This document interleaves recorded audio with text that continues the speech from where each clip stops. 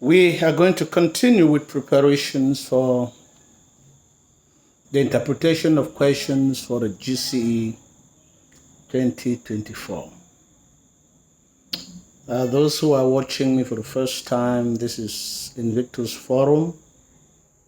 In the forum, you will have lectures on all the texts in literature, English language new syllables, and other subjects, history, geography, food science, and the rest. Subscribe to this channel, press the like button, share the videos to other students so that they may also benefit. And leave us a comment so that we can know what you think about what we are doing.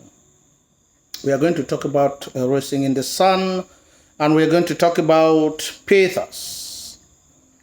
Pathos is a stylistic device that deals with actions that provoke some sympathy. But it is not just about the identification. You must be able to tell us how important the pathetic situation is to our understanding of other elements of the text, such as themes, characterization, and plot. First of all, old Younger works so hard to give his family a decent life. Mama says he works and comes back home and she could see her husband dying slowly. He wishes that his family have a home of their own. And Mama says from the time that they had entered in the apartment at Chicago South Side, they had earmarked that it will be a short stay. But he ends up dying after working so hard in order to provide them with a home, a house which they can call their own. The fact that old Younger works day and night highlights hard work. The simple fact that he works so hard to the point of killing himself just because he wants to give his family a decent home and a decent life highlights love. Mama tells Walter it is more dignified for a man to come back home after the day's work to a house that rightfully belongs to them. When he dies, he leaves behind an insurance check worth $10,000. And Mama's first action when she receives the money is to use part of it to make a down payment for a house at Claiborne Park, thereby fulfilling her husband's dream. The fact that old Younger does not see the realization of this dream, of the buying of this house, highlights a dream deferred, which is, of course, one of the motivations of Hainsbury writing the play. Secondly, Ruth works so hard, she is exhausted and even faints. She is tired of living an impoverished life. And every time her husband tells her about investing in a business which would change their living conditions, she ends up by telling him, "Eat your eggs," an expression to show that she has been listening to the same thing day in, day out, and there is no change. Yet she continues to work in order to help the family despite her exhaustion, in order to support the family, especially in the expenditure of the house, and in helping her husband, and in also helping Benetta to stay in school. Her actions of working so hard despite her exhaustion and fatigue highlights hard work. The fact that she continues to work despite being in a condition which is completely exhausted to the point that she faints in order to help the family highlights poverty. And lastly, she is motivated by love for her family to do all the work that she can so that she can help her husband, her son, and also help Benetta to stay in school. The check is supposed to bring joy to the younger family and improve on their economic situation, but it becomes an element of division because everyone hangs on their individual dreams rather than a collective one. Mama wants to buy a house in order to fulfill her husband's dream and to keep her family together.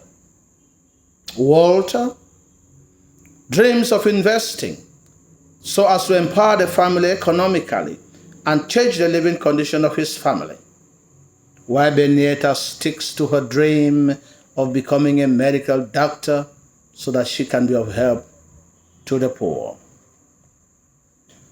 The fact that the check becomes a point of division between mother and children and siblings highlights conflict. The fact that the check money is very important because it is the life wire of the younger family, which they use to buy the house at Claiborne Park, highlights the realization of a family dream. And lastly, Mama uses part of the money to buy a house, but she later finds out that her son is depressed and has started consuming alcohol to the point that he does not go to work. Mama does not want anything bad to happen to her son, and she decides to hand the rest of the money to him and also hands the leadership of the family, highlighting love. Walter is entrusted by the rest of the money, and he invests the money in a reckless business plan with Willie Harris, which he loses, thereby crushing the family dream for economic empowerment. Benita's dream of becoming a doctor, pushing Benita to be very angry with her brother, and she insults him of being a fool for trusting someone whom even Travis would not trust with his toys. The fact that he loses the money, thereby putting the whole family in a tight financial situation, is pathetic, and this causes conflict among family members. In addition, the fact that he loses the money to a friend who had claimed that they will be investing in a business that will change their lives, yet he had originally planned to abscond with the money, highlights hypocrisy. Lastly, the youngest buy a house at Claiborne Park.